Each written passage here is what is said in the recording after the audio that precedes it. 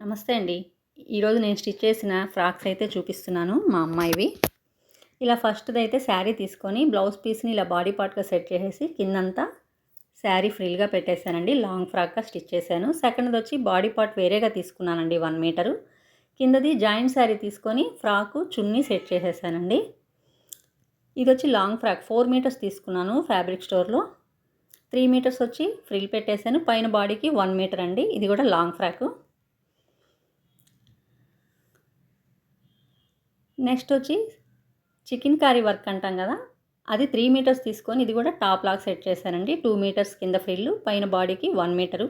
ఇప్పుడు ఫ్రాక్స్కి అంతా క్యాన్ వేస్తున్నారు కదా, అలా నేను ప్రతి ఫ్రాక్కి క్యాన్ వేయకుండా విడిగా ఒక పెట్టికోట్ తీసుకొని దానికైతే పైన నాడ తీసేసి ఎలాస్టిక్ వేసేసానండి. కింద క్యాన్ స్టిచ్ చేశాను.